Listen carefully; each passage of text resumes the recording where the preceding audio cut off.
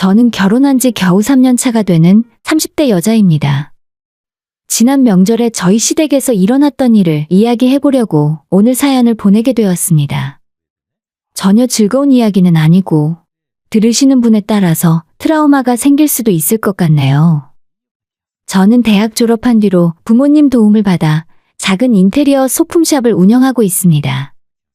저희 친정엄마가 집을 정말 예쁘게 잘 꾸미시는 편이었고 아빠랑 사이도 좋았기 때문에 항상 예쁜 집과 화목한 가정 분위기를 유지하며 사셨거든요. 그래서 저도 결혼하면 그렇게 예쁜 집에서 남편과 행복하게 살고 싶었고 자연스럽게 진로도 이쪽으로 결정을 하게 된 것 같아요. 저는 공부에 흥미가 없어서 빠르게 자영업을 시작할 결심을 하게 됐지만 우리 집안에는 저를 빼면 나머지 식구들은 다들 공부를 잘했습니다. 아빠는 국가공인 전문직으로서 개인 사무실을 운영하고 계시고 엄마는 명문대를 나와 대학병원 간호사로 일을 하세요. 하나 있는 친오빠도 공부를 정말 잘해서 서울대를 나와 캐나다로 유학을 갔고 아예 그곳에 자리를 잡아서 영주권 받고 살고 있습니다. 어린 시절부터 부모님이 싸우시는 모습을 단 한 번도 못 볼 정도였고 집안 형편도 여유가 있는 편이라 전체적인 가정 환경에 문제가 없었어요. 적어도 저는 그렇게 생각하며 살았는데 이상하게도 결혼을 해보니 자꾸 저희 집안 가정 환경에 대한 잔소리와 모욕을 듣게 되었고 이제는 뭐가 맞는 건지 모르겠습니다. 점점 더 이대로는 안 되겠다는 생각에 결단을 내릴 수밖에 없었습니다. 저희 남편은 대기업에 다니는 직원이고 결혼 전에 우리 가게에 자주 오던 손님이었어요. 제 가게가 아기자기한 인테리어 소품을 주로 취급하는 매장이기 때문에 손님들은 대부분 여자 손님들입니다. 사실상 혼자 와서 사는 남자 손님은 없다시피 한데 일주일에 두세 번씩 찾아와서 물건을 사가던 사람이 제 남편이었어요.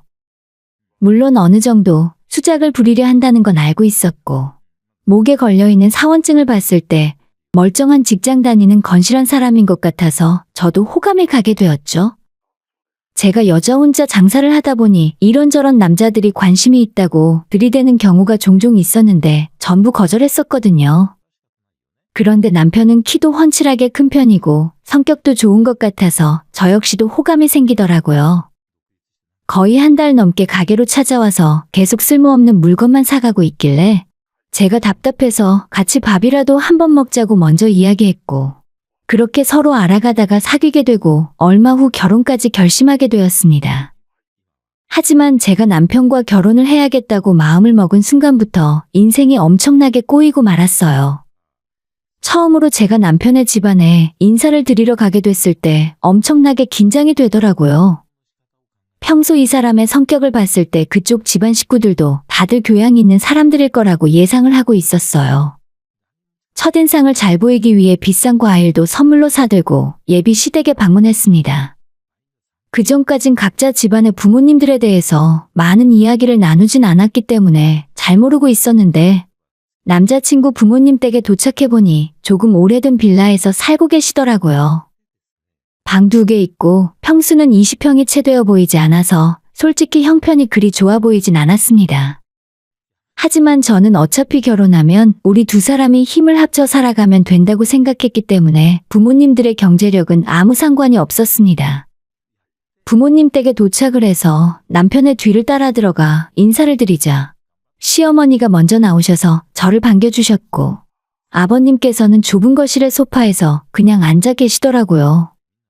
제가 준비한 선물을 전해드리고 어색한 분위기에서 인사를 마친 후에 그냥 한참 동안 앉아만 있었어요. 어색한 분위기를 깨기 위해서 아무 말이라도 해야 할 것 같아 먼저 대화를 걸어도 그냥 어색하게 단답만 하셨습니다. 결혼 승낙을 받기 위해서 인사를 드리러 온 건데 솔직히 초면부터 이러시니 조금 기분이 좋진 않았습니다. 아버님은 아예 제 쪽을 쳐다보지도 않으시고 TV에만 시선이 고정되어 있었고 어머님은 너무 노골적으로 제 착장을 위아래로 훑으시며 살피더라고요. 너무 명품 브랜드 가방이나 비싼 옷을 입고 가면 싫어하실 것 같아서 최대한 단정해 보이게 입었는데 그래도 그런 시선이 부담스러웠어요.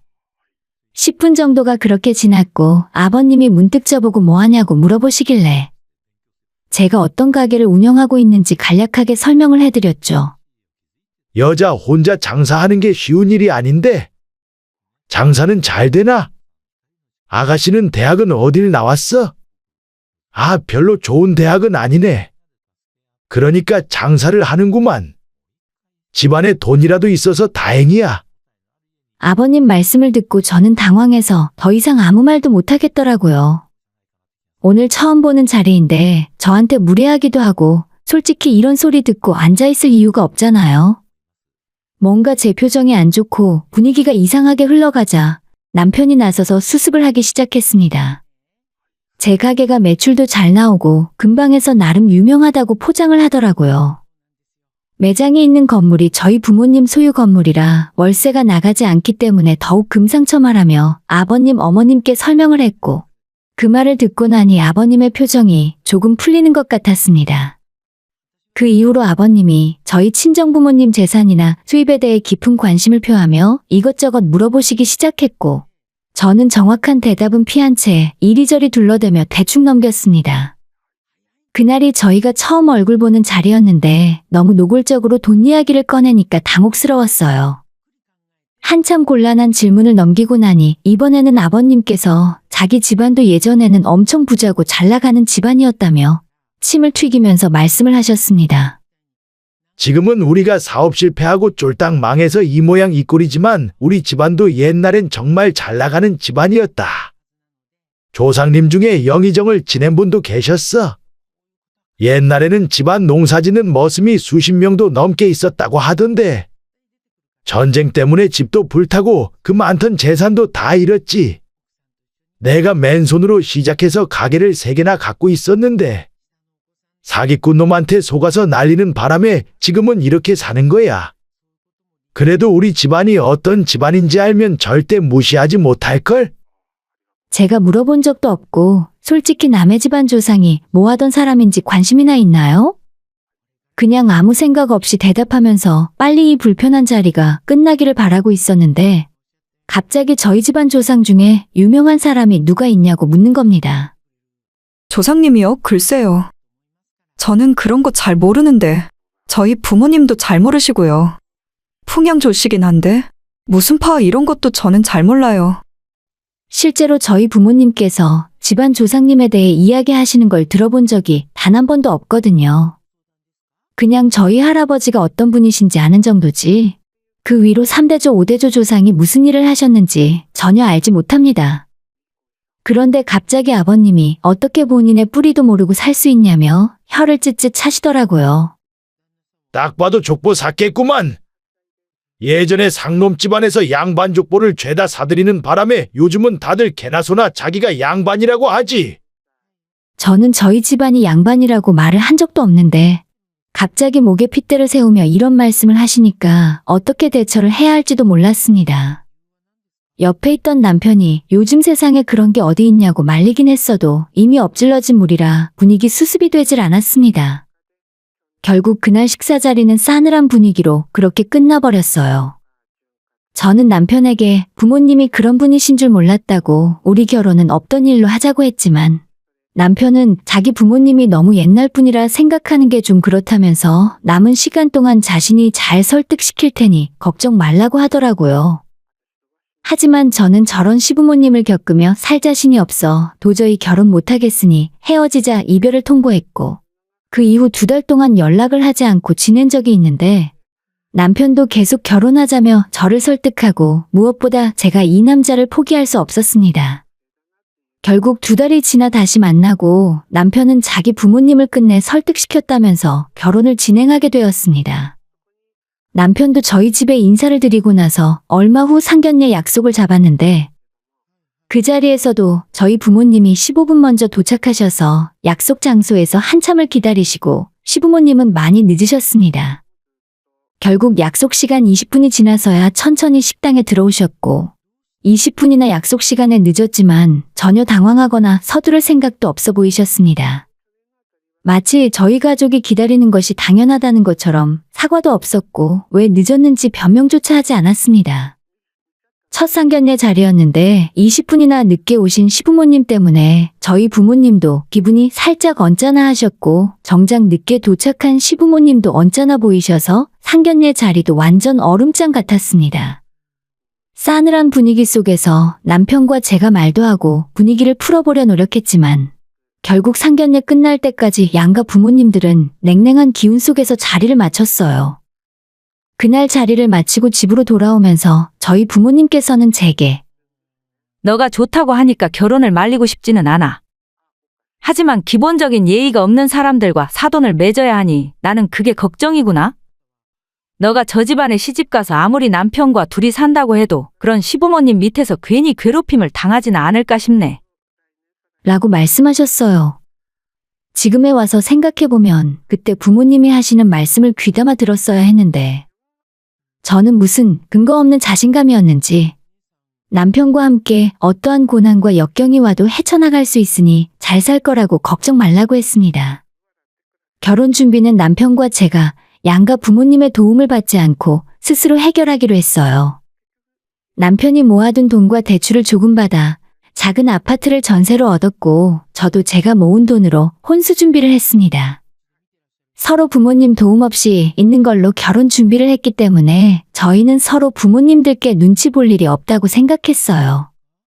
실제로 결혼하고 나서도 남편은 최대한 시댁 행사에 참석하는 일을 막아주긴 했습니다. 설날 추석 같은 명절은 어쩔 수 없었지만 결혼하고 보니 저희 시댁이 가족 모임도 많이 하고 남편보다 3살 많은 신우도 수시로 시댁에 내려오면서 남편과 저를 집으로 불러댔어요. 제가 시댁 사람들 만나는 것 자체를 부담스러워하는 걸 아는 남편은 그때마다 이런저런 핑계로 저를 집에 데려가지 않았습니다. 아프다, 회사가 바쁘다 이런 핑계로 저를 빼돌렸지만 매번 그렇게 피할 수만도 없어서 어쩌다가 한번 시댁 모이는 자리에 가면 어김없이 기분 좋지 않은 일들이 일어났습니다. 평범한 식사 자리에서도 대화 주제는 저와 저희 집안에 대한 내용이 많았고 은근히 저희 부모님을 욕보이는 것 같은 대화가 많아서 저는 상당히 불편했어요. 주로 본인들 집안은 뼈대 있는 양반 가문이라는 말을 하면서 저희 집안은 족보를 사온 것 같다는 말을 하고 또 그게 농담이라면서 깔깔거리고 웃었는데 정말 그 모습을 보며 짜증이 나더라고요. 그런 인간들이 하는 저질스러운 소리를 신경 쓰고 싶지도 않고 사실 그런 건 제게 중요한 것도 아니었지만 아무것도 가진 거 없는 사람들이 저러니까 조금 속으로 가짜는 기분이 들긴 했습니다. 시부모님은 예전에 장사를 하시다가 전 재산을 다 날려먹었었고 그래서 지금 어머님께서는 식당 일을 하러 다니시고 아버님은 건축 현장에서 일용직을 하며 생계를 이어가고 계시거든요. 저는 처음 배웠을 때 예전에 사업을 하셨다고 해서 어떤 대단한 회사를 하셨나 보다 싶었는데 그냥 동네에 작은 고깃집을 하셨을 뿐이더라고요. 아무튼 시부모님과 신우는 저희 부모님과 저희 집안 족보에 대한 흉을 보며 식사 자리에서 대화 주제로 사용했었고 그 사이에서 제 눈치를 살피던 남편이 그만하라고 중재를 하거나 다른 주제로 화제를 돌려야만 끝이 났습니다. 자꾸 가족 모임에 갈 때마다 그런 일들이 반복해서 일어나다 보니 당연히 시댁에서 오라고 해도 저는 가고 싶지 않았어요. 제가 자꾸 빠지는 일이 늘어나자 시부모님께서는 직접 제게 전화를 하셔서 결혼한 지 얼마나 됐다고 벌써 시댁을 무시하는 거냐 하는 말까지 들어야만 했어요. 원래 따로 분리해서 생각을 하려고 했는데 어쩔 수 없이 시부모에게 받은 스트레스는 고스란히 남편에게 향했고 깨가 쏟아지게 살아도 모자랄 신혼생활에 시댁 스트레스로 말다툼을 하는 일이 자주 생겼습니다. 물론 남편이 주로 제게 미안하다 사과를 하고 저는 제 화를 남편에게 쏟아내긴 했지만 결혼하기 전에 함께 힘든 일도 이겨나가겠다는 다짐과는 다르게 지쳐갔습니다. 그러다가 지난 설날에 결정적인 사건이 있었어요. 저희 부부는 하던 대로 명절 전날부터 시댁에 가서 음식 준비를 도왔어요. 전도 부치고 남편은 밤도 깎고 만두 빚는 것도 함께 도왔습니다. 하지만 저희 집안은 지금까지 살면서 명절이나 제사상을 차려본 일이 없습니다. 종교적인 이유는 아니고 제가 태어나기도 전부터 아버지께서는 우리 집에서 그런 일은 하지 말자고 하셨다고 해요. 예전에 아빠 어릴 때는 집에 제사도 지내고 명절에는 여자들이 주방에 둘러앉아서 음식을 만들기도 했었는데 아빠는 엄마한테 그런 일을 시키고 싶지 않으셨대요. 대신에 식구들끼리 나가서 맛있는 음식 사 먹고 교회에 드라이브를 가거나 백화점 쇼핑을 하러 가서 선물을 사주는 것이 명절에 하던 일이었어요. 오빠가 미국에서 대학을 다닐 때부터 정말 명절은 없어지다시피 했었고, 그냥 집에서 맛있는 거 먹고 푹 쉬는 빨간 날일 뿐이었죠. 그래서 당연히 해본 적 없는 제가 전 부치는 것부터 서투르고 자꾸 망치고 깨먹었더니 어머니께서는 저한테 예, 너희 집에서는 제사도 안 지내니? 아니, 왜 이렇게 할 줄 아는 게 하나도 없어? 라고 타박을 하셨고, 저는 위와 같은 이유로 지금까지 한 번도 명절 음식을 제대로 해본 적이 없다고 사실대로 말씀드렸어요. 제 말에 옆에 앉아 TV를 보고 계시던 아버님께서 깜짝 놀라시며 집에서 제사를 안 지낸다고? 그럼 조상님들은 어쩌고? 참, 세상에 그런 집안도 있나? 희한하네. 라고 하면서 혀를 또 찌릿하셨어요. 그리고 시어머님께서는 아니, 그래도 그렇지. 너희 어머니도 참 이상하시다. 최소한 시집 보낼 때 이런 것 정도는 가르쳐서 보내야지. 라고 말씀하셨고, 저는 속에서 화가 치밀어 올랐지만 꾹 참았어요. 그날은 그렇게 넘어갔는데 문제는 바로 다음날 터졌어요. 아침에 일찍 일어나 차례를 지내고 가족끼리 둘러앉아 떡국에 식사를 하고 있었습니다. 그때 자기 시댁에서 일찌감치 차례를 지내고 넘어온 신우가 시댁 현관문을 열고 들어왔습니다. 아직 밥도 안 먹었지? 나 엄마랑 밥 먹으려고 시댁 차례 끝나자마자 넘어왔어. 옳게 나도 떡국 좀 줘. 라고 말하며 자리에 앉았어요. 그 말에 저는 자리에서 일어나 신우의 떡국을 들어 주방으로 갔습니다. 신우는 그런 제게 근데 옳게는 친정안가? 빨리 가. 친정엄마가 딸 오기만 기다리시잖아. 라고 말했고, 그 말을 들은 시어머니는 쟤네 집안은 어차피 차례도 안 지낸대. 대신에 해외여행 갔다더라.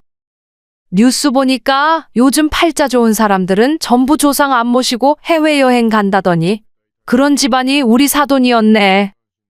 라고 하면서 빈정거리셨습니다. 틀린 말은 아니었지만 그 말투부터 조금 기분이 좋지 않았습니다. 옆에서 밥 먹고 있던 시아버님도 어머님의 말씀을 거들면서 아무리 시대가 변해도 조상님은 모셔야 하는 거야. 그게 근본이 있는 집안이야. 우리 집안이 근본 없는 집이라고 돌려서 말씀하시는데, 저는 순간 열이 받아서 다 집어던질 뻔했는데 간신히 참았어요. 거기까지는 그냥 참고 있었지만 마지막으로 신우가 시부모님의 말에 깔깔거리고 웃으면서 하는 말은 도저히 참을 수가 없었습니다. 아, 맞다. 아빠가 저번에 올케네 집안 족보 샀다고 했지? 쌍놈 집안이라 제사도 지낼 줄 모르나 보다. 하면서 깔깔 웃더라고요. 신우와 시부모의 그 웃음소리가 귀에 들리자 저는 눈앞이 뜨거워지는 기분이 들더니 귀가 멍멍해지면서 아무런 소리가 들리지 않았습니다. 저는 다들 밥 먹고 있던 상을 잡고 뒤집어 엎었어요.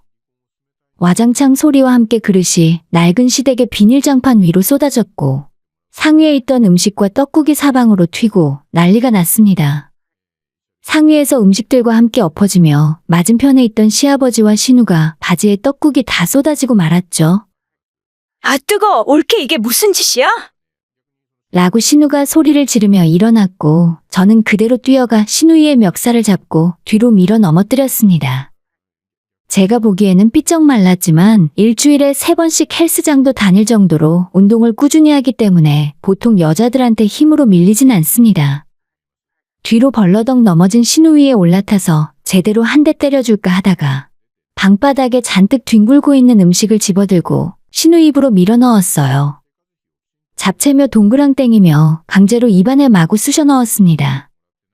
너는 가만 보면 그 주둥이가 문제야. 얌전히 밥이나 먹을 것이지 뭐가 어쩌고 어째? 신우는 아무런 반항 한 번 못하고 저한테 당하게 되었고, 시아버지와 시어머니는 놀란 눈으로 움직이지도 못한 채 그대로 저를 쳐다보고 있었습니다. 그 와중에 남편만 화들짝 놀라 저를 끌어안고 신우에게 떼어내어 주방으로 데려갔어요.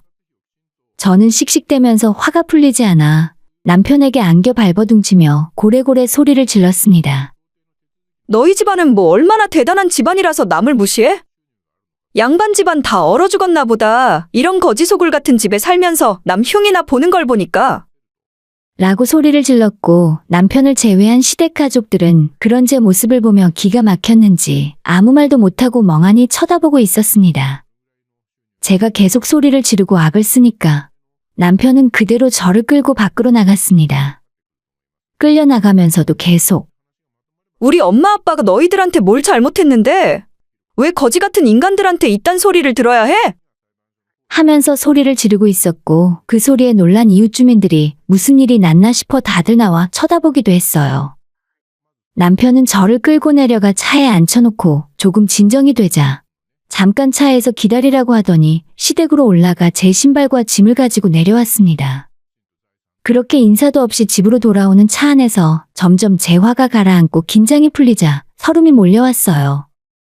운전하는 남편 옆에서 집으로 가는 내내 펑펑 소리내어 울었습니다.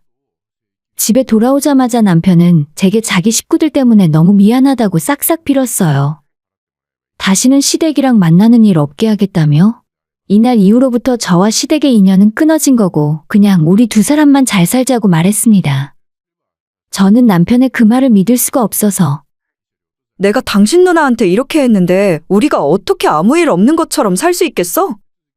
일단 우리 조금 시간을 갖자. 라고 말을 했고 그런 제 말을 들은 남편은 제가 보는 눈앞에서 시부모에게 전화를 걸어 어떻게 그런 말을 할 수가 있냐며 한참을 싸웠습니다. 제 앞에서는 큰 소리를 치던 시부모들이었는데 남편이 전화해서 뭐라고 하니까 그때는 찍소리 못하고 듣고만 있었습니다. 어머님은 아들한테 쩔쩔매면서 자기들이 그런 뜻이 아니었고 농담을 한 것뿐인데 오해가 있었다며 오늘 일은 없던 일로 하고 앞으로 잘 지내보자고 하시더라고요. 정말로 남편이고 뭐고 다 필요 없고 다 때려치우고 그냥 예전으로 돌아가고 싶었지만 남편의 그런 모습에 조금 더 시간을 주기로 했습니다. 전화를 끊자마자 남편은 제 핸드폰을 달라고 하더니 시부모와 시누의 번호를 다 지우고 연락도 받을 수 없게 차단을 해버렸어요. 그리고 추석을 앞두고 있는 지금까지 저는 설날 이후 단 한 번도 시어머니에게서 전화를 받은 적도 없고 시부모를 만난 적도 없습니다. 남편에게 전화를 해서 제 안부를 묻거나 하는 것 같긴 한데 남편 선에서 신경 쓰지 말라고 다 차단해버리기 때문에 시댁이 없는 거나 다름이 없네요. 정말 그때는 부부 생활이고 뭐고 다 끝내려고 했지만 뒤늦게나마 남편이 노력을 해주어서 아직까지 이런 식으로 살 수 있는 것 같습니다. 다시 그날을 생각해봐도 또 똑같이 화가 나고 신우뿐만 아니라 시부모 얼굴에도 한 방씩 먹여줄 걸 하는 후회가 들긴 해요. 진짜 요즘 세상에 양반 천민이 어디 있습니까? 잘 먹고 잘 살고 행복하게 살면 그게 양반이지. 아무리 집안 조상에 대단한 사람이 있어도 사는 모습이 거지나 다름없으면 누가 그 사람들을 양반으로 생각하겠어요. 한순간을 참지 못하고 난동을 부리는 바람에 시댁과 평생 연을 끊고 남남이 되었지만 하나도 아쉽거나 슬프지 않습니다. 오히려 더할 나위 없이 행복하고 저와 남편은 그날 이후로 진정한 신혼생활을 하고 있는 것 같아요. 이번 추석에도 남편 혼자 시댁에 가서 차례를 지낼 거고 저는 친정 부모님과 일주일 동안 동남아 여행을 다녀올 거예요. 제사를 지내건 안 지내건 저희 가족이 조상님들에게 감사하는 마음이 없는 것도 아니고 우리 가족끼리 건강하고 행복하게 지내는 게 제일 아닐까 싶습니다. 오늘의 사연은 여기까지입니다. 구독과 좋아요, 알림 설정은 많은 힘이 됩니다. 다들 행복하시고 좋은 하루 되세요.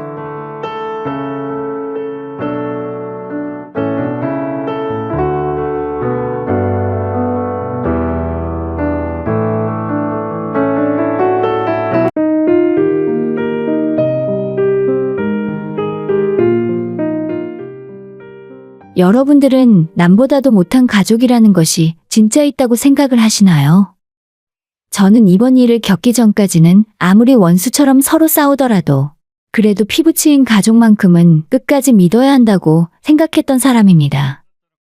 어떤 일이 있더라도 인생에서 내 편은 가족이고 그 정도로 가까운 사이는 없다고 생각하면서 살아왔어요. 하지만 저희 이런 생각과는 다르게 동생은 전혀 그렇지 않았던 것 같아요. 어린 시절 저희 아버지는 운영하고 계시던 식당이 어려워지면서 인생을 어느 정도 자포자기 하시고 말았습니다. 그러면 안 되는데 술과 도박에 의존하는 생활을 하셨어요. 그런 모습이 시간이 지날수록 점점 더 심해지면서 가족들의 생계를 책임져야 하는 엄마가 정말 고생이 많으셨죠. 결국 식당이며 저희 식구들 살던 집까지 아빠가 전부 탕진하셨고 4명의 저희 식구는 한순간에 단칸방에서 생활하게 되었습니다. 초등학교에서 아이들을 가르치던 엄마의 월급이 당시로서는 결코 적은 돈이 아니었지만 아빠가 본인 장사 다 말아먹고 엄마가 버는 돈까지 가져다가 도박에 사용을 하게 되면서 기본적인 식사조차 하기 힘든 상황으로 떨어지고 말았습니다. 그때는 정말 하루에 새끼밥을 챙겨 먹는 날이 드물 정도였어요. 그냥 이혼을 빠르게 했다면 조금 상황이 나았을지도 모르지만 엄마는 저희 남매를 아빠 없는 아이들로 만들고 싶지 않았기 때문에 다시 정신을 차릴 수 있다고 믿고 조금만 기다려보자고 말씀을 하셨어요. 하지만 아빠는 도박으로 돈을 모두 날린 날이면 어김없이 잔뜩 술에 취해 집으로 들어오셨습니다. 그리고는 엄마에게 돈을 더 내놓으라며 난동을 피웠고 집안에서 주먹을 휘두르는 지경에까지 이르렀죠. 저와 동생은 그때는 너무 어렸기 때문에 이런 부모님의 모습을 그냥 지켜보며 벌벌 떠는 수밖에 없었습니다. 도무지 개선되지 않는 아버지의 행동을 보며 엄마는 더 이상 참을 수 없다고 생각을 하셨고 결국 이혼 절차를 밟으셨어요. 당연하지만 저희 남매는 엄마와 함께 살게 되었습니다. 그나마 직업이 안정적인 학교 교사였던 엄마 덕분에 아빠와 이혼하고 난 뒤에 저희 세 식구는 생활을 빠르게 정상 궤도로 회복할 수 있었죠. 하지만 그때까지만 해도 이혼이란 것이 흔하지 않은 일이었고 편모 가정에 대한 사회적인 시선이 그리 곱지 않았던 시절이라서 엄마는 이런 안 좋은 집안 환경을 저희에게 안겨준 것에 대해 항상 미안한 마음을 가지셨어요. 그리고 저희가 그런 편견을 느끼지 못하게끔 본인이 하실 수 있는 최선을 다하셨죠. 엄마의 헌신 덕분에 저희 남매는 부족함 없이 잘할 수 있었고 엄마의 고생을 아는 저로서는 남들보다 훨씬 일찍 철이 들게 되었습니다. 그러나 세상 일은 전부 내 맘처럼 굴러가지는 않았습니다. 그냥 열심히 공부하고 좋은 대학 좋은 직장에 들어가 엄마에게 효도하며 살고 싶었는데 저보다 3살이 어린 남동생은 어찌나 아버지의 그런 안 좋은 모습을 빼다 박았는지 여기저기 사고를 치고 다니는 바람에 엄마가 학교에 불려가는 일이 다반사였어요. 아빠가 없는 집에서 동생은 우리 집의 유일한 남자인데 정신을 못 차리고 오히려 사고만 치고 다니는 모습을 이해할 수가 없었습니다. 하나밖에 없는 동생이 참 야속하기도 했지만 세상에 하나뿐인 피부치라서 포기하고 아빠처럼 살게 놔둘 수는 없더라고요. 그래서 저는 동생을 올바른 길로 인도하기 위해 부단히 노력을 했습니다. 한참 사춘기에 커가는 남동생을 바로 잡는다는 게 쉬운 일은 절대 아니었고 제가 노력을 기울일수록 동생은 자꾸만 삐뚤어져 갔어요. 대학 문턱도 밟아보지 못했고 겨우 고등학교를 졸업한 동생은 변변한 직장도 없이 엄마한테 용돈을 탔으며 놀기만 했습니다. 나이가 먹을 만큼 먹었는데도 저렇게 사는 것이 참 한심하다 생각했었는데 어느 날 갑자기 만나는 여자친구가 아이를 갖게 되었다며 결혼을 하겠다고 저와 엄마에게 이야기를 하는 겁니다. 엄마, 나 여자친구랑 결혼할 건데 살림 차리고 살려면 집 필요해. 집 사줘요, 집. 엄마와 직장 생활을 하고 있는 저한테 신혼집을 내놓으라 하더라고요. 그런 뻔뻔한 동생의 모습을 보며 어처구니가 없었지만 엄마는 그래도 아들이 아이를 가졌다는 말에 쟤도 자식을 낳고 아빠가 되면 조금 철이 들고 사람이 변하지 않겠나 하고 생각하셨죠. 엄마가 모아둔 돈에 저도 직장 대출까지 받아서 아이 낳고 살 만한 적당한 아파트를 구해줬지만 엄마의 기대와는 다르게 동생은 전혀 달라지지 않았습니다. 굳이 따지자면 달라진 점이 하나 있긴 있었죠. 새로 집안에 들어온 올케 역시 동생만큼이나 철이 없고 사고만 친다는 점이었어요. 동생의 부부는 결혼하고 나서도 명절에 집에 찾아오기는커녕 자기들 하고 싶은 대로 놀러 다녔고 돈이 필요할 때만 집에 찾아와서 엄마에게 용돈을 타가기만 했어요. 결혼도 하고 애아빠가 된 녀석이 아직까지도 철없이 구는 모습을 보며 제가 나서서 한 소리 했습니다. 야, 너도 이제 나이가 30이야. 애까지 있는 놈이 대체 언제까지 엄마 등골 뽑으며 살래? 너도 이제는 정신 차려야지. 아, 짜증나게 누나가 나한테 왜 뭐라고 해? 엄마 돈이지 누나 돈이야? 엄마도 가만히 있는데 누나가 나한테 왜 그러냐고.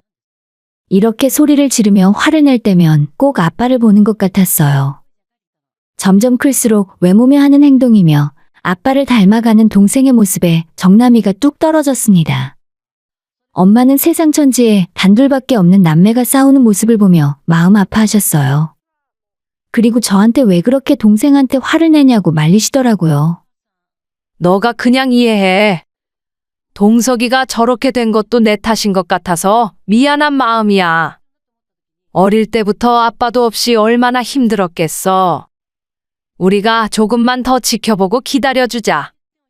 엄마는 평생을 저희를 위해 헌신하셨으면서도 어릴 적에 부모님이 이혼한 것 때문에 저희가 받았을 상처에 대한 미안함이 크게 남아 있었고, 제가 엄마에게 해드릴 수 있는 것이라곤 이 상황을 이해하고 엄마를 믿는 수밖에 없었죠.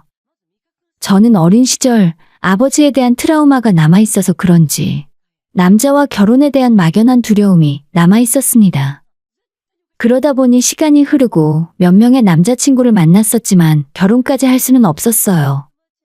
제 나이가 35이 넘도록 결혼을 안 하고 이제는 몇 년째 연애도 하지 않고 지내고 있었습니다. 엄마와 함께 살고 있었는데 평생 결혼하지 않고 엄마와 살 거라고 생각했지만 이런 제게도 운명 같은 사람이 나타났어요. 친구가 자기 남편의 아는 동생이라며 한 남자를 소개해 주었고, 저보다 2살이 어렸던 이 사람은 착한 남자 그 자체였습니다. 모든 행동에 배려가 넘쳤고 제가 부담을 느끼지 않게 대해주었어요. 나이는 어렸지만 저보다 훨씬 정신적으로 성숙한 남자였습니다. 만나다 보니 이런 사람이라면 결혼이라는 것도 해보고 싶다는 생각이 처음 들게 되더라고요. 이 사람과의 만남은 항상 즐거웠지만 관계가 점점 깊어질수록 제 고민도 함께 깊어져만 갔어요. 만약 결혼하게 된다면 이 남자의 직업 특성상 전국을 이리저리 옮겨다니며 살 수밖에 없었고 엄마를 홀로 둘 수밖에 없겠더라고요. 엄마가 얼마나 외로움을 많이 타는 사람인지 누구보다 잘 알고 있는 저는 프로포즈를 받고 나서도 선뜻 결혼을 결심하지 못하고 있었습니다. 그러다가 동생의 뜻밖의 전화를 받게 되었죠. 동생은 지금부터 엄마를 자기들이 모시고 사는 게 어떻겠냐 하더라고요. 누나 결혼한다며? 시집 가면 엄마는 내가 모시고 살게. 불쌍한 우리 엄마 혼자 살게 둘 수는 없잖아. 참 세상이 놀랄 일이다 싶더라고요. 엄마의 기다림이 보람을 느끼는 순간인 건가 싶었습니다. 마냥 철부지로 보이던 동생이 드디어 철이 들어서 제가 결혼을 망설이고 있다는 소리를 듣고 선뜻 엄마를 모시겠다며 나섰습니다. 이게 앞으로 일어날 기가 막힌 일들의 시작이 될 줄은 꿈에도 생각을 못한 채 동생이 나이를 먹어가면서 인간이 되었구나 라고만 생각했죠. 그 소식을 들은 엄마도 이제야 마음이 놓인다며 저는 아무 걱정하지 말고 시집갈 준비를 하라고 하셨습니다. 제가 결혼을 망설이는 데 있어 가장 큰 고민이 해결되는 순간이었습니다. 동생의 배려 덕분에 제 결혼은 일사천리로 빠르게 진행되었어요. 몇 달 뒤 많은 사람들의 축복을 받으며 저와 남편은 결혼식을 올렸습니다. 결혼하고 얼마 지나지 않아 남편은 회사에서 지방 발령을 받게 되었고 저와 함께 아래 지방으로 내려가 신혼생활을 시작하게 되었어요. 저는 전문 자격증이 있는 직업이라 언제 어디를 가던 직장 구하는 건 힘든 일이 아니라서 금방 적응을 할 수가 있었습니다. 신혼생활을 만끽하던 중에 저희 부부에게도 하늘이 큰 선물을 내려주셨고 정말 눈에 넣어도 아프지 않을 예쁜 딸을 낳게 되었어요. 그 사이에 엄마는 기나긴 교직 생활을 마무리하고 교편을 놓고 은퇴하시게 되었죠. 저는 이제서야 걱정 하나 없이 지낼 수 있겠구나 하고 생각했었습니다.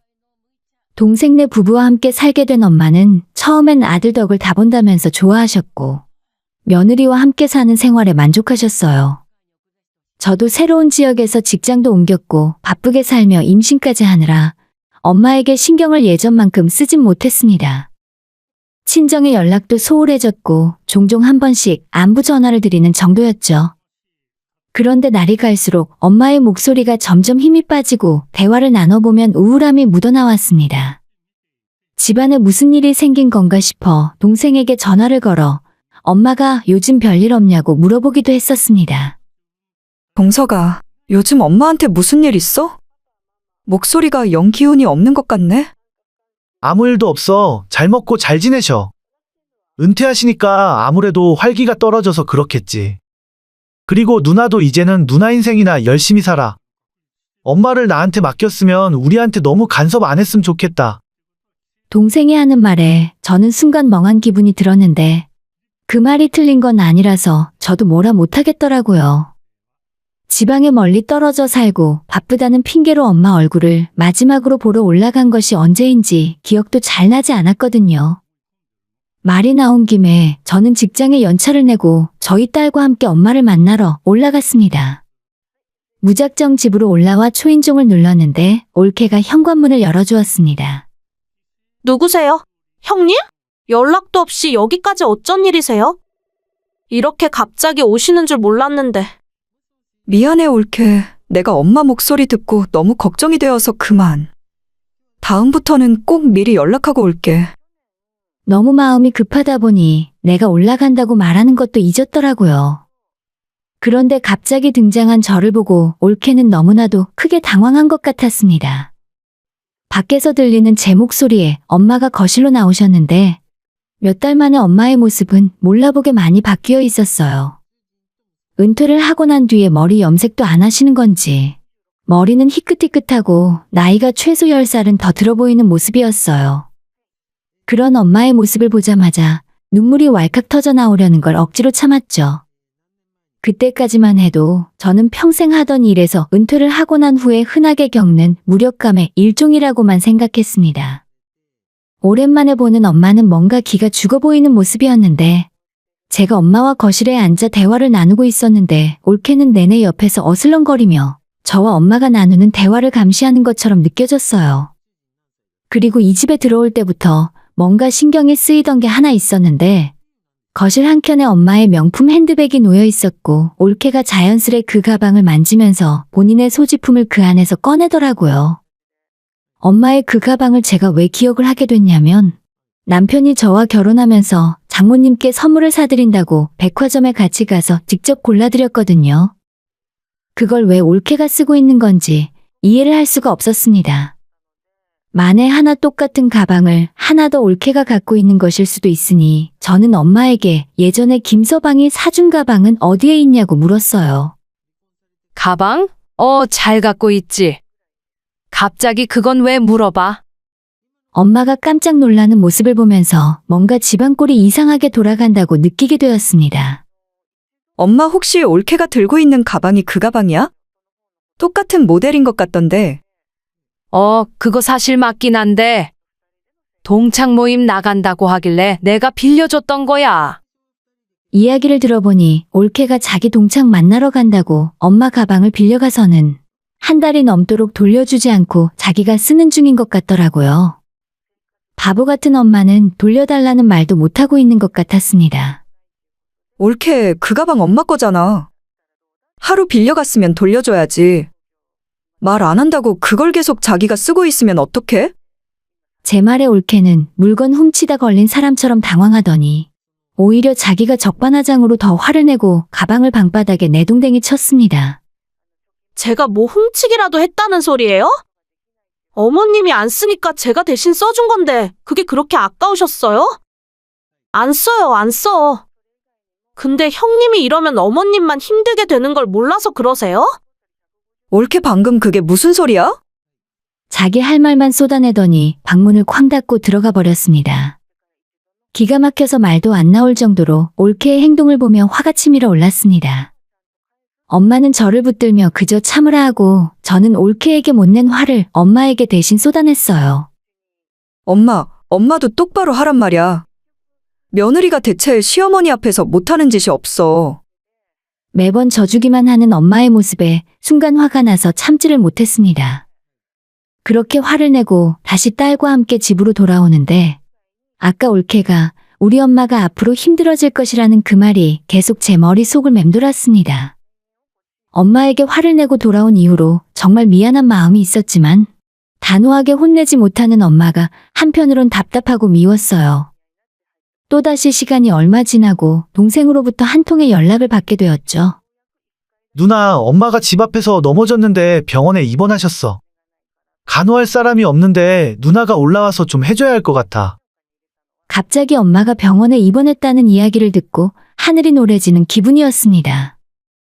헐레벌떡 짐을 챙겨 올라와 병원에 도착했는데 병원복을 입고 누워있는 엄마의 모습을 보자마자 눈물을 참을 수가 없었습니다.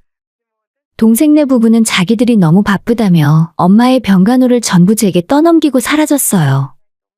역시 사람은 쉽게 변하지 않는구나 생각하며 동생과 올케가 야속하긴 했지만 허리를 심하게 다치신 엄마가 누워서 꼼짝도 못하는 상황이라서 누군가 옆에부터 대소변을 받아내야만 했습니다. 그래서 며느리보다는 아무래도 딸이 편하겠구나 싶어 직장에 보름간 휴가를 내고 엄마 옆에 붙어 있기로 했어요. 병간호라는 것 자체가 쉬운 일은 아니지만 오랜만에 엄마와 하루 종일 함께 있다는 사실이 힘든 생각을 싹 지워버렸습니다. 점점 엄마가 기운을 찾을 때쯤 엄마를 수술한 담당 의사 선생님이 저를 부르시고는 CT 사진을 보여주시며 충격적인 말을 하셨어요. 지금 어머님께서 아드님 부부와 함께 사시는 게 맞죠? 어머님께 제가 따로 물어봐도 아무 말씀을 안 하시길래 제 입장에서 뭐라 정확하게 말씀드리긴 그렇지만 어머님이 단순히 계단에서 넘어져서 다친 건 아니에요. 외부에서 강한 힘이 가해진 흔적이 분명하게 보입니다. 그 말을 듣는 순간 저는 다리에 힘이 풀려 주저앉고 말았습니다. 이걸 도대체 어디서부터 어떻게 해야 할지 모르겠더라고요. 엄마에게 따로 조심스레 이 부분을 물어봤지만 엄마는 아무 일도 없었다며 아들 며느리가 너무 잘해줘서 좋다는 어색한 대답을 하셨어요. 뭔가 숨기는 게 있는데 그걸 알아낼 방법이 없었죠. 그리고 며칠 후 저는 엄마를 낮에 혼자 두고 필요한 물건을 사러 마트에 잠시 다녀왔는데 동생네 부부가 엄마 병실 복도에 있는 걸 발견했어요. 저를 발견 못했기에 일단 복도 한쪽에 몸을 숨기고 두 사람이 하는 대화를 엿듣고 있었죠. 여보, 어머님이 형님한테 다 말하진 않았겠지? 걱정 마. 내가 엄마한테 신신당부 해놨어. 듣기는 들었는데 그게 무슨 소리인지 도저히 모르겠더라고요. 어머님 퇴원하면 나는 더 이상 못 모셔. 지금까지는 가만 놔둬도 되니까 상관없었는데. 저렇게 몸도 성취하는 사람을 내가 어떻게 모셔. 앞으론 요양원으로 보내던지 당신이 알아서 해. 요양원에 엄마 보내고 나면 우리 생활비는 어쩌라고. 엄마가 받는 연금으로 잘 먹고 잘 살고 있었잖아. 엄마 연금이 내가 받는 월급보다 더 많아. 너 그거 없이 살 수 있어? 아, 몰라. 아무튼 나는 못 모셔. 요양원 보내고 연금 통장은 우리가 계속 관리하면 될 거 아냐? 어차피 어머님은 돈 쓸 곳도 없을 텐데 우리가 쓰면 좀 어때? 그 두 사람의 대화는 자기 엄마의 이야기를 하는 것이 맞나 싶을 정도로 충격적이었고 같은 인간이라고 볼 수조차 없었습니다. 야, 너 지금 무슨 소리 하는 거야? 누워있는 엄마 놔두고 무슨 말이냐고? 누나 언제부터 있었어? 무슨 소리야. 우리가 무슨 이야기를 했다고 그래? 제가 복도 옆에서 자신들이 하는 이야기를 다 듣고 있었는 줄은 몰랐는지 동생은 뻔뻔하게 시치미를 떼더라고요. 엄마한테 빨대 꽂아서 연금이나 빼먹으려고 같이 산다고 한 거니? 그리고 올케는 인간이라면 그러는 거 아니야. 통장 뺏고 요양원으로 보내자고? 아니 형님, 말이야 바른 말이지. 어머님 거동도 못 하시는데 어떻게 더 이상 모시고 살아요. 그렇게 좋으시면 어머님은 형님이 데려가시면 되겠네요. 동생과 올케가 쌍으로 제게 달려들어 제 팔을 붙들길래 소리를 질러서 간호사에게 도움을 요청했어요. 저는 경찰을 불러달라 말했고 얼마 후 경찰관 두 분이 출동했습니다. 그리고 동생의 만행을 전부 이야기하려고 하는데 병실에 누워있던 엄마가 본인이 이야기하겠다 하셨어요. 그 말에 올케 얼굴은 순간 사색이 되었고 동생은 엄마의 입을 막으려 하더라고요. 하지만 경찰의 제지로 두 사람이 할 수 있는 일은 없었고 이어지는 엄마의 고백은 정말 제게는 충격이었습니다. 동생과 올케는 지속적으로 엄마를 구박하고 제대로 대우해주지 않았고 청소, 빨래, 집안일 모든 것 또한 엄마에게 떠넘기고 있었습니다. 그러다가 집 앞 놀이터에서 버릇 없게 구는 조카를 엄마가 혼내셨고, 자기 아들에게 왜 그러냐며 올케가 엄마를 떠다 밀었다고 해요. 의사 선생님께 들은 외부에서 강한 힘으로 상처가 생겼다는 말이 올케의 짓이라는 걸 확인하는 순간이었습니다. 더는 이 인간들을 가만히 둘 수 없었고 저는 바로 고발하겠다고 이야기했어요. 누나, 진짜 너무한 거 아니야? 단순히 실수였을 뿐이야? 이런 일로 경찰한테 신고까지 하면 어쩌자는 거야? 나 너 같은 동생 둔 적도 없어. 앞으로 나한테 누나라고 부르지도 마. 그리고 엄마도 이제는 정신 똑바로 차려. 아들 며느리는 엄마 인생에서 없다고 생각해. 상황이 이 정도로 돌아가자 올케는 이제야 분위기 파악을 했는지 엄마 앞에서 잘못했다며 무릎을 꿇고 빌기 시작했어요. 이제 정말 지긋지긋하고 저런 인간들이랑 상종을 하기 싫었습니다. 나중에 경찰 조사 결과 올케의 이런 식의 괴롭힘은 한두 번이 아니었고 동생 역시도 그걸 다 알면서 모르는 척하고 살고 있었습니다. 엄마의 연금 통장을 뺏어서 자기들이 관리하며 호의호식하고 있었어요. 올케는 이 모든 혐의가 인정이 되어 법정에서 구속이 되어서 정식 재판을 기다리는 중이죠. 동생 역시도 엄마 집에서 쫓아냈더니 며칠 후에 병원으로 씩씩대며 찾아오더라고요. 저랑 엄마 때문에 자기 가족이 다 풍비박산이 났다고 하는데 그게 왜 우리 때문입니까? 자기들이 잘못한 일 때문에 벌을 받고 있는 거죠. 엄마도 이 기회에 아들과 인연 끊겠다고 하셔서 병원에도 다시는 찾아오지 말라 했습니다. 엄마의 병간호와 재판 준비 그리고 주변 정리를 위해 저는 회사를 쉬고 엄마 옆에 머물 수밖에 없었는데 남편은 이런 저희 집안 사건을 다 듣고 나서도 끝까지 저를 믿고 장모님 잘 챙기라며 이해를 해주었습니다. 남편 덕분에 엄마도 이제는 건강을 많이 회복해서 얼마 전 퇴원을 하시게 되었습니다. 며칠 전에 남편은 저한테 차라리 이럴 거면 우리들이 어머님을 모시고 함께 살자는 말을 하더라고요. 어차피 이제 교단도 은퇴하셨으니 우리랑 같이 사셔도 되잖아. 몇 년에 한 번씩 근무지가 바뀌긴 해도 장모님이 크게 불편하시진 않을 거야. 그렇게 저희 부부가 엄마와 함께 살게 됐고 엄마도 이제야 안정을 찾으신 것 같았어요. 늦은 나이에 결혼한 제가 남편 하나는 진짜 잘 골랐구나 싶었죠. 엄마는 본인 집을 처분한 돈을 전부 저희에게 맡기셨는데 그 돈으로 저희 네 식구가 살기 좋은 넓은 아파트로 이사를 가게 되었습니다. 한때는 많이 우울하고 힘들어 보였던 엄마는 손녀와 함께 살면서 요즘은 많이 밝아지셨어요. 올케에 대한 재판은 쉽게 끝나지 않고 점점 길어지는 중이고 얼마 전에도 용서를 빌며 합의를 해달라고 연락이 왔지만 전혀 그럴 생각 없습니다. 합의금 몇 푼이 중요한 상황도 아니고 강력하게 처벌받았으면 좋겠거든요. 동생 역시도 자기 집안 다 무너졌다며 조카를 생각해서라도 저와 엄마가 용서를 해달라고 했지만 전혀 불쌍하게 느껴지지도 않더라고요. 아무리 가족이라곤 하지만 서로 지켜야 할 선이라는 것이 있잖아요. 동생과 올케는 그 넘지 말아야 할 선을 넘고 말았던 거죠. 이제 그 책임을 져야 하는 거고 정에 호소하며 대충 넘어가길 바라진 않았으면 좋겠습니다. 오늘의 사연은 여기까지입니다. 구독과 좋아요, 알람 설정은 많은 힘이 됩니다. 다들 행복하시고 좋은 하루 되세요.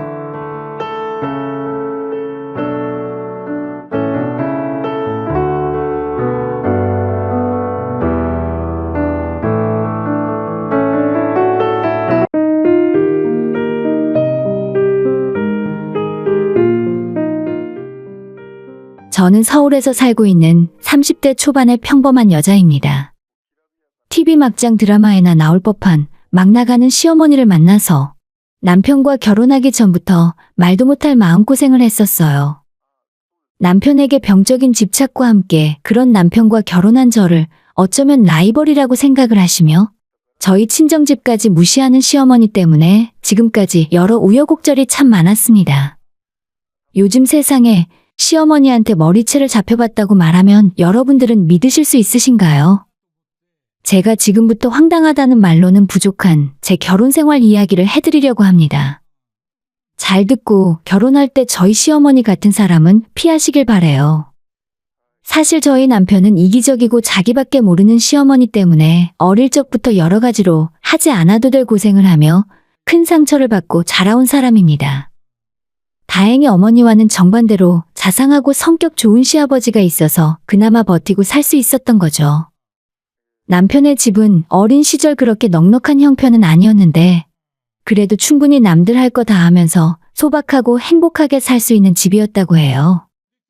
하지만 시어머니는 주변에 돈 잘 버는 자기 친구 남편들과 시아버지를 비교하며 매일 구박을 했었고 없는 형편에 시어머니가 카드건 대출이건 빚까지 져가며 사치를 부리느라 시아버지의 고생이 이만저만 아니셨다고 합니다. 게다가 시아버지가 버젓이 두 눈 뜨고 살아계시는데도 부자 남편과 다시 재혼하고 싶다는 말을 아무데서나 하고 다니셨다고 해요. 본인은 농담 반 진담 반이라고 하는데 농담이면 재미가 하나도 없고 진담이면 정말 끔찍한 이야기 아니겠어요? 진짜 웃긴 건 나중에 남편 중학교 올라갔을 때 어머님이 다니고 있던 헬스장에서 젊은 남자와 바람이 나서 같이 짐을 싸 야반도주를 했다는 겁니다. 사춘기 남편에게는 엄청난 충격이었고 2달도 못 가 같이 도망간 남자에게 버림을 받아 다시 집으로 돌아왔다고 하는데 정말 제정신이 아닌 사람이죠. 시아버지 앞에서 싹싹 빌고 한 번만 용서해달라 하는 바람에 아버님이 다시 받아주긴 했지만 그 이후로 두 분은 사이가 그리 좋은 건 아니라고 해요. 시아버지가 어머님을 다시 받아준 이유는 하나뿐인 아들을 엄마 없이 혼자 크게 두고 싶지 않아서였다고 합니다. 그렇게 큰 사고를 치고 돌아온 이후로도 시어머니는 여전히 정신을 차리지 못하셨고 술에 빠져 살며 여기저기 동네 사람들과 싸움을 벌이고 심심찮게 사고를 치고 다니셨다고 해요. 시아버지는 어머님 뒷수습을 하느라 경찰서도 몇 번 다녀오셨고 정말 지금까지 많은 고생을 하셨더라고요. 밖에서는 힘들게 일을 해서 가족을 먹여 살리고 집에서는 어머님 때문에 정신적 스트레스로 고생을 하시다가 결국 저희 남편이 군대에 가 있을 때 아직은 이른 나이에 암으로 돌아가셨다고 합니다. 암의 원인이 여러 가지가 있겠지만 평소 어머님 때문에 스트레스를 많이 받았고 그 때문에 술도 많이 드셔서 그런 것 같아요. 그나마 불행 중 하나 다행이라면 아버님이 생전에 암보험 생명보험을 들어놓으셨어요. 아마도 아버님 본인 생각에 시어머니가 못 믿어왔는지 언젠가 본인이 잘못됐을 때 아들 뒷바라지를 끝까지 못할 수도 있을 것 같아서 빠듯한 살림에도 보험을 들어놓으셨던 것 같아요. 하지만 남편에게 전해들은 그 이후 시어머니의 행동은 충격 그 자체였죠. 군대에서 훈련을 받던 중에 아버님이 위독하시다는 연락을 받고 급하게 휴가를 나오게 되었는데 내려오는 그 사이에 아버님이 돌아가시고 말았죠. 바로 장례식장에 도착해보니 어머님은 아버님이 돌아가셨는데도 슬퍼하며 울고 있기는커녕 이제 시아버지 덕분에 잘 먹고 잘 살게 되었다며 좋아하셨다는 겁니다. 얼마 후 생명보험금을 받은 그날부터 잔뜩 신이 나서 새 집을 알아보러 다니셨다고 해요. 어머님의 행동에 너무 큰 충격을 받았던 남편은 아직도 그때의 일을 어제처럼 생생하게 기억하고 있더라고요. 그래도 불행 중 다행인 건 시어머니가 완전 생각이 없는 사람인 건 아니었는지. 아버님 생명보험금과 당시의 집 전 재산으로 3층짜리 건물을 구입했고 그 건물에 3층으로 이사를 가신 후에 나머지는 월세를 돌려 생계를 꾸려나갔다고 해요. 그러다 그 주변이 싹 다 철거되고 아파트 단지로 재개발이 되면서 신축 아파트는 물론이고 평생 벌지도 못할 돈을 갖게 되셨다고 들었습니다. 여기서 이야기가 끝이었으면 나름대로 나쁘지 않은 이야기일 수 있겠지만 어머님은 수중에 돈이 생기자 정신을 못 차리고 사치를 부리기 시작하셨고 춤바람이 나서 재산 중 상당수를 다 날리셨다고 해요.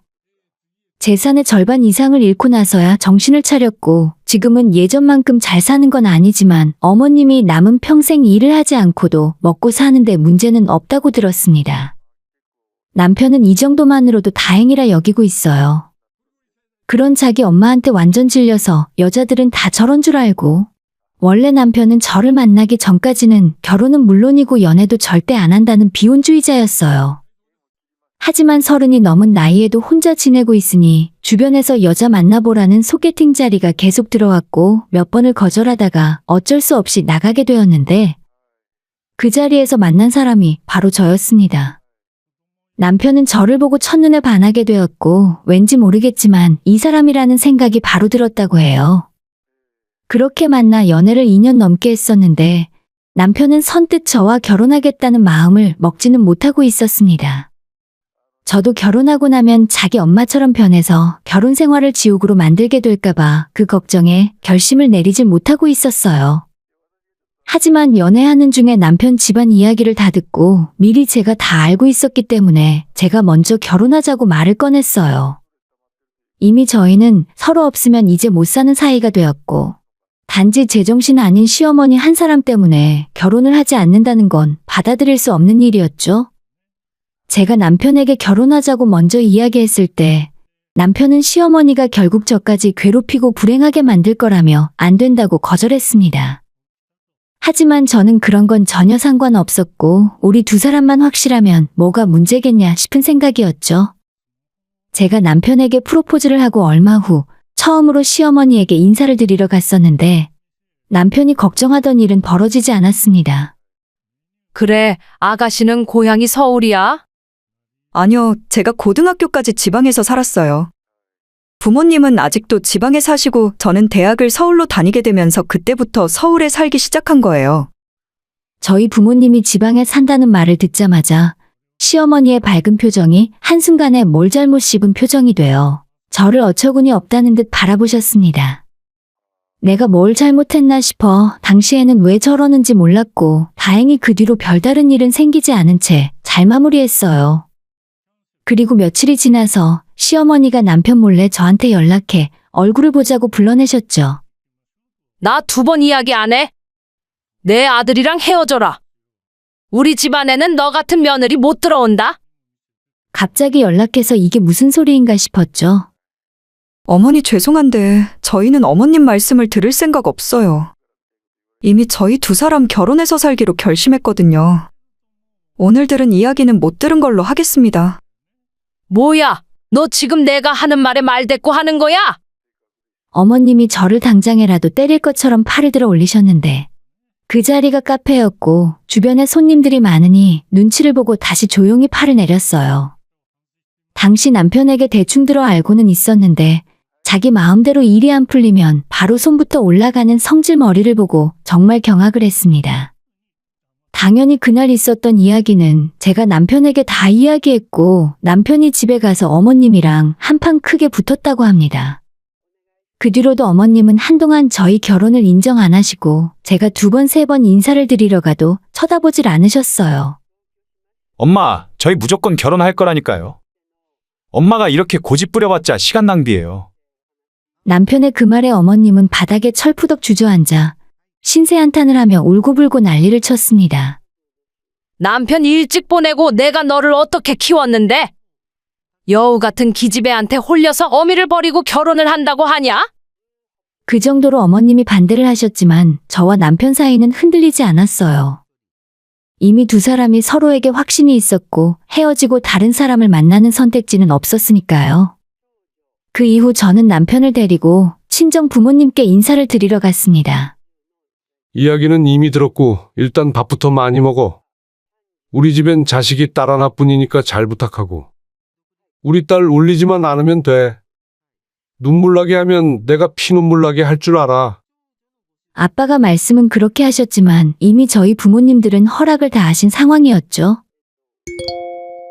잠시만요, 여러분. 30초 안에 사연보다 더 재미있는 꿀팁 하나 듣고 지원금 최대 128만 원 받아가세요. 아이폰 갤럭시 약정 끝났을 때 여기 모르면 큰 손해입니다. 전환 지원금 최대 50만 원에 비밀 지원금까지 놓칠 수 있거든요. 심지어 최신형 갤럭시 아이폰을 주문 당일 받아볼 수도 있어요. 여기서 끝이 아니에요. 약정 끝난 인터넷, 가전 렌탈 역시 가만히 두면 최대 78만 원 손해입니다. 법이 정해준 지원금이니 당연히 챙겨야겠죠? 만약 다른 곳보다 지원금이 적다면 차액의 120%로 돌려준다는데 역시 업계 1위인 이유가 있습니다. 365일 주말에도 밤 10시까지 상담 가능한 아정당. 지금 바로 전화해보세요. 홈서비스 만능 이사도 유명한데요. 일을 얼마나 잘하면 물품 파손 시 본사에서 최대 1,000만 원까지 보상해주고 혹시라도 불만족스러우면 이사 당일 전액 환불, 보장이사도 가능합니다. 휴대폰, 인터넷, 가전 렌탈, 이사 청소까지.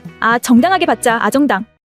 남편도 저희 부모님께 감사하는 마음이었고 앞으로 잘하겠다고 대답했습니다. 저희 부모님을 한번 찾아뵌 후 남편은 친부모처럼 따르고 좋아했어요. 그럴 만한 것이 시아버지가 돌아가시고 난 이후로 남편은 집에서 가족의 정을 크게 느끼지 못하고 살았기 때문입니다. 시어머니도 아들에게 집착을 하면 했지 사랑을 주는 스타일은 아니었으니까요. 그런 만큼 살가운 분위기에 저희 친정이 남편의 마음에 쏙 들었던 것 같아요. 어머님은 아직도 저희 결혼을 허락하신 상태는 아니었지만 일단 결혼 날짜를 먼저 잡았고 그 이후 양가 상견례를 하기로 했어요. 남편은 시어머니 때문에 상견례는 그냥 생략하자고 했지만 친정부모님께서 아무리 그래도 돌아가신 것도 아닌데 상견례는 해야 한다는 말씀에 억지로 자리를 만들게 되었죠.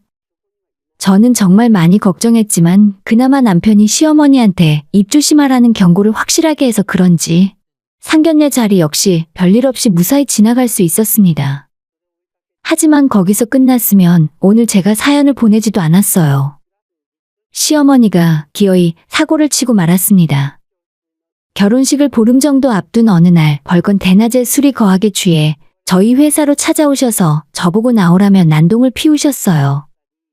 야, 네가 뭔데 우리 아들을 훔쳐가? 시골에서 올라온 촌년 주제에 우리 아들을 어떻게 홀린 거야 대체?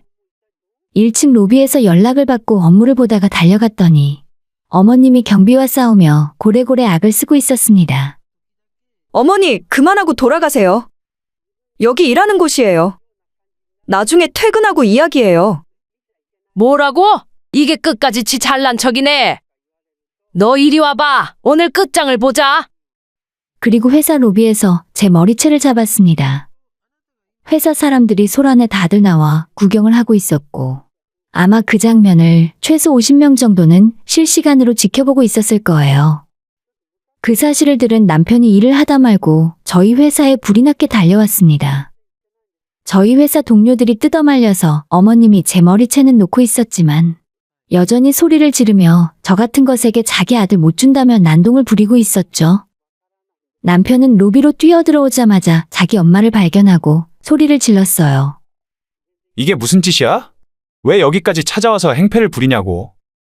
남편이 어머님을 뜯어말리고 그 사이에 회사 직원 중 하나가 경찰에 신고를 했는지 경찰까지 오고 나서야 그 사태가 진정이 될 수 있었죠. 아들을 향한 시어머니의 광적인 집착에 저는 소름이 끼칠 정도였습니다. 이미 회사의 그 모습을 생중계로 보여줬으니 저와 친한 동료들은 다들 찾아와 절대 이 결혼하면 안 된다고 한마디씩 하더라고요. 아무리 남자가 좋아도 그렇지. 어떻게 그런 시어머니를 가족으로 두고 살 수 있겠냐고 제 결혼에 대해 다시 생각해보는 것이 어떻겠냐 다들 걱정이었죠. 더욱이 지금은 남편도 결혼 전이라 본색을 숨기고 있는 것일 수도 있고 옛말에도 그 부모의 그 자식이라는 말처럼 똑같이 이상한 사람일 수 있다고 했어요. 사실 저도 남편을 만나면서 의문이 들긴 했습니다. 어떻게 지금의 남편처럼 따뜻하고 자상한 사람이 저런 엄마 밑에서 자랄 수가 있었나 싶었죠. 주위 사람들의 걱정에도 불구하고 저는 이 남자와 결혼한다는 것에 단 한치의 의심도 들지 않았어요. 제가 아는 이 사람은 전혀 그런 성격이 아니라는 걸 잘 알고 있었으니까요. 지금 제가 어머님 문제 때문에 이 남자를 떠나게 된다면 아마 엄청나게 좌절하고 폐인처럼 지낼 것이 불을 보듯 뻔했습니다. 이후로도 저희 두 사람이 결혼식장에 들어서기 직전까지 시어머니의 크고 작은 패악질은 계속되었고 남편과 저는 더 이상 그 페이스에 끌려 다닐 수 없다는 생각에 시어머니의 행동을 무시하고 받아주지 않게 되었죠. 그러자 이제는 저희 결혼 후에 앙심을 품고 저뿐만 아니라 남편까지 같이 못 살게 굴었으며 단순히 저희 친정이 시골에 산다는 이유로 무시하는 걸로 모자라 갖은 말썽을 피우고 다니셨습니다. 사실 이 모든 일은 남편의 관심을 받기 위해서 그런 것 같았어요. 기분 좋게 신혼여행을 갔더니 첫날부터 밤새 전화를 계속 해대질 않나. 자기 아파서 쓰러졌다며 구급차 불러달라 거짓말을 하질 않나. 이래도 저래도 저희가 무시를 하니 나중에는 옆집 주민이랑 싸워서 경찰서라고 연락이 오더라고요. 아무리 난리를 피워도 저희는 흔들리지 않았고 어머님을 철저히 무시한 채 저희끼리 행복하게 알콩달콩 살았습니다.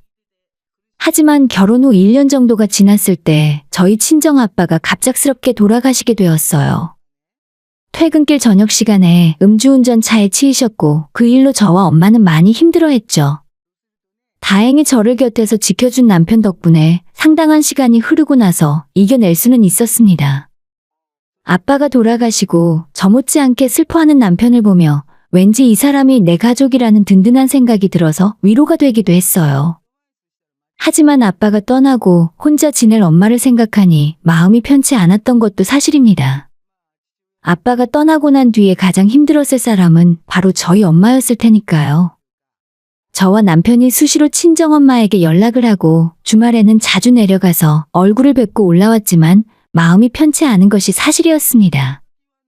아빠가 돌아가시고 2년 정도가 지났을 때 엄마는 혼자 지내는 것이 너무 적적하시다며 제가 있는 서울로 올라오고 싶어 하셨어요. 한 집에서 같이 살자는 건 아니었고 저희 동네에 집을 구해 자주 얼굴을 보고 살았으면 하시더라고요. 하지만 사람이 별로 없는 지방 소도시에 사시다가 막상 서울로 올라오려고 마음을 먹으셨는데 적응하는 문제에 있어서 고민이 많이 되시는 것 같았어요. 아빠와의 추억이 담긴 집과 동네를 떠나 올라오시는 것도 마음에 걸려 하시는 것 같았고요. 그런 고민을 남편에게 이야기하자 본인이 엄마를 설득하겠다며 바로 며칠 후에 엄마 집으로 같이 내려갔어요. 장모님 빨리 서울로 올라오세요. 앞으로 맨날 저녁도 같이 먹고 이 사람이랑 백화점 쇼핑도 다니고 하세요. 사람 사는데 다 똑같으니까 너무 겁먹을 필요 없으세요. 저도 장모님 해주시는 맛있는 반찬 자주 먹을 수 있으니까 좋아요. 남편의 설득으로 친정엄마는 서울로 올라오시는 결정을 하시게 되었습니다. 그 후 남편은 뭐가 그리도 좋은지 친정엄마가 이사 오시는 날만을 손꼽아 기다리고 있었어요. 장모님이 서울에 올라오면 어디부터 모시고 갈지 계획을 다 짜두었더라고요. 이 사람에게 이미 저희 엄마는 친엄마 이상의 존재가 되어 있었습니다. 하지만 그 사실을 나중에 알게 된 저희 시어머니의 반응은 남편과는 완전히 정반대였어요. 친정엄마가 서울로 이사 오신다는 말을 듣자마자 저한테 불이 나게 전화해서 한다는 말씀이 정말 웃기지도 않네. 너희 엄마는 서울 집값이 얼마인지나 알기나 하시니? 총구석에 오래 살아서 그런가 세상 물정을 어쩜 그렇게 몰라. 너희 엄마가 그런 소리를 하면 너라도 나서서 말렸어야지. 아니, 저희 엄마가 올라온다는데 본인이 뭐라고 저러는지 모르겠더라고요. 돈 한 푼 보태달라 한 적 없는데 저런 말을 들을 때마다 오만정이 다 떨어지고 속에서 천불이 올라왔습니다.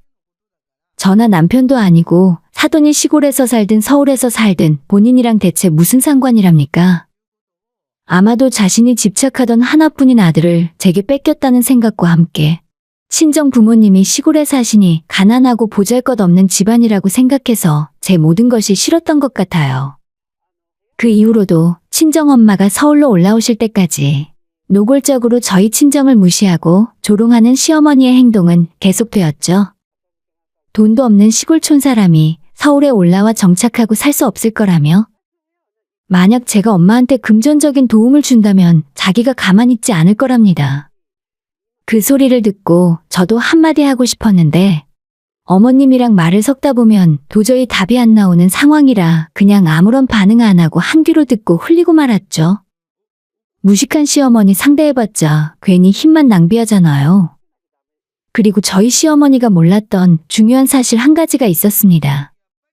예전엔 친정 부모님이 농사를 지으며 사셨는데 지금은 그 땅이 10여 년 전 기업도시라는 이름으로 완전히 아파트촌 신도시가 되어 있거든요. 엄마 아빠 농사 짓던 논과 밭이 있던 자리도 지금은 으리으리한 신축 아파트가 전부 들어섰고 토지 보상금만 50억 넘게 받으셨어요.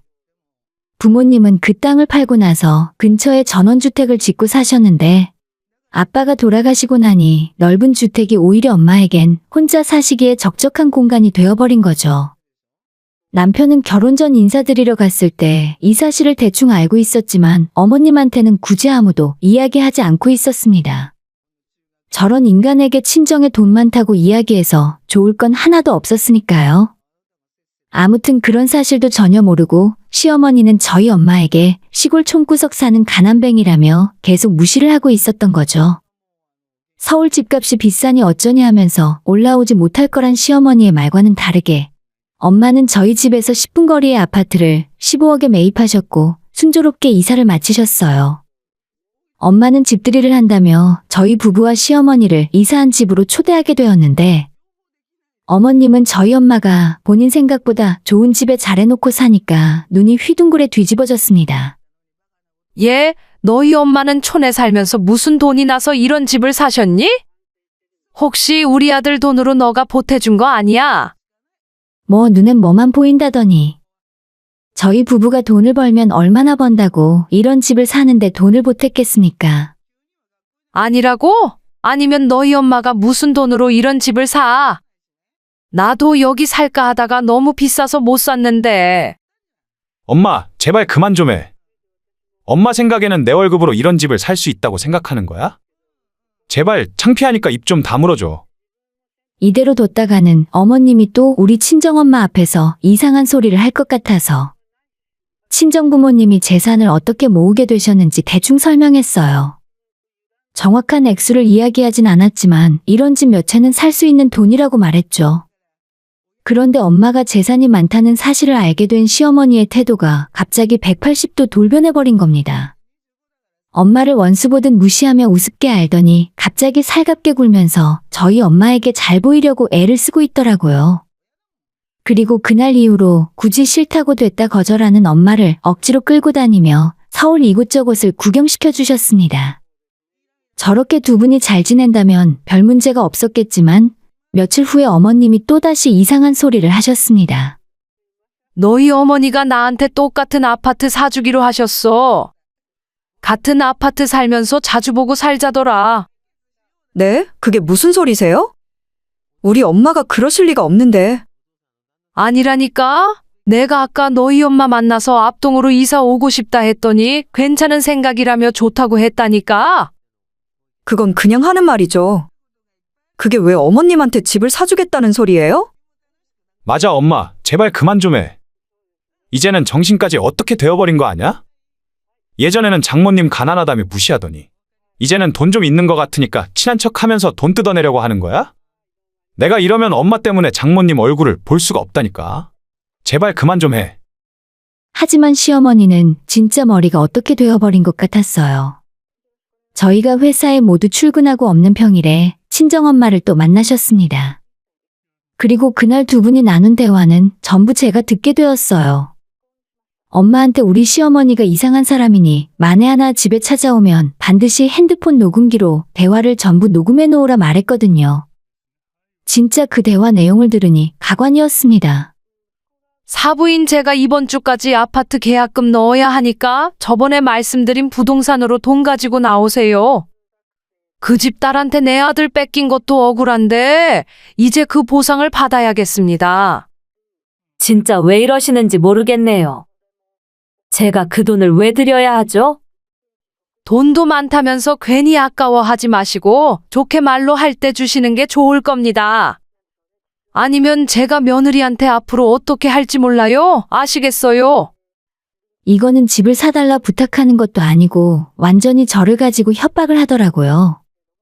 저희 엄마도 시어머니가 노골적으로 접근했을 때 적당히 가방이나 하나 사주고 치우려 하셨다는데 집을 사달라고 할 줄은 꿈에도 모르고 계셨던 거죠. 해도 적당히 해야 하는데 이건 완전히 범죄나 다름없었습니다. 남편한테 말을 해야 하나 말아야 하나 고민하다가 이건 어쩔 수 없겠다는 생각이 들어 녹음 파일을 남편에게도 들려줬어요. 당연히 자기 엄마의 말도 안 되는 협박질을 들은 남편은 저희 엄마에게 사과를 먼저 하고 바로 시어머니 집으로 달려갔습니다. 문 열어. 당신이 그러고도 사람이야. 당신이 그런 짓을 하고도 내 엄마라고 할 수 있냐고. 다 필요 없고 난 오늘부터 당신 아들 아니니까 앞으로 혼자 살아. 혼자 살다가 아프던지 잘못되던지 내가 알 바 아니니까 연락도 하지 마. 아들, 지금 그게 엄마한테 무슨 말버릇이야? 저 총것이 너한테 그렇게 가르쳤니? 진짜 미치겠다. 당신이 그렇게 개망나니처럼 행동했으면 그 대가를 치러야지. 앞으로 다신 찾아오지 않을 거고 핸드폰 번호도 차단할 테니까 연락도 하지 마. 한 번만 우리 장모님 찾아가면 경찰 신고해서 콩밥 먹게 해줄 거니까 그렇게 알아. 이게 다 전현 때문이야? 저것만 우리 집안에 안 들어왔으면 내가 아들이랑 이렇게 될 리가 없어. 라고 하며 어머님이 저한테 달려들었고 깜짝 놀라 맞서 싸워야 하나 생각하고 있었는데 남편이 자기 엄마를 뒤에서 붙잡고 확 밀쳐버리더라고요. 어머님은 방바닥에 쓰러져 엄청 놀란 얼굴로 남편을 바라봤지만 남편은 세상 정말 차가운 얼굴로 넘어져 있는 시어머니를 노려보고 있었습니다. 그리고 아무 말도 하지 않고 저를 데리고 시댁을 나왔어요. 그동안 아무리 패악질을 부려도 끝내 부모 자식 연을 끊지는 못하고 살았는데 남편도 저도 더 이상은 안 되겠다는 생각이 들었어요. 그렇게 어머님과 연을 끊고 집으로 돌아오는데 남편은 자기가 진작에 이렇게 했어야 하는데 빨리 결정 못해서 미안하다고 저한테 사과를 했습니다. 솔직히 반대 입장이었어도 참 애매하긴 할 것 같았습니다. 아무리 미워도 낳아주고 키워준 친엄마인데 어떻게 쉽게 인연을 끊고 살 수 있겠어요. 하지만 그 시어머니가 저희 친정엄마를 협박하는 상황이 되자 남편은 결국 자기 엄마와 부모 자식 연을 끊을 생각을 했던 겁니다. 남편에게 정말 고마우면서도 동시에 미안한 마음이 들더라고요. 그날 이후 깔끔하게 정리가 되었으면 좋았을 텐데 우습게도 어머님은 제 남편을 상대로 고소를 하셨고 저희도 녹음 파일을 가지고 시어머니에게 협박으로 맞고소를 날렸습니다. 부모 자식 간에 서로 고소장을 날리는 상황이 되니 정말 슬프고 우습더라고요. 결국에는 양측 모두 기소유예 처분을 받고 끝이 나긴 했지만 서로 변호사까지 선임해서 싸우고 나니 정말 오만정이 다 떨어져서 이제 진짜로 끝이라는 생각이 들었어요. 남편은 차라리 잘 됐다며 이런 결말이 자기 모자 사이에 어울린다 하더라고요. 시어머니는 완전히 이젠 저희 집에서 없는 사람이 되었고 남편은 친정엄마를 자기 엄마처럼 잘 따르고 주말마다 모시고 다닙니다. 한 가지 좋은 소식은 제가 얼마 전 임신 사실을 알게 되었다는 거예요. 엄마는 당신이 손주를 다 키워줄 테니 아무런 걱정하지 말라고 하셨습니다. 가족끼리 서로 이렇게 지내면 될 텐데 시어머니는 평생 손주 한번 품에 안아보지도 못하게 되실 것 같습니다. 남편이 절대 자기 엄마를 평생 용서 안 하고 나중에 위독하다는 연락을 받더라도 찾아갈 생각 전혀 없다 하더라고요. 이게 잘된 건지 맞는 일인지는 모르겠지만 일단 우리 가족을 지켰고 행복하게 살 수 있는 유일한 방법인 것 같아요. 앞으로도 계속 이렇게 아무 일 없이 행복하게 살았으면 하는 바람뿐입니다. 오늘의 사연은 여기까지입니다.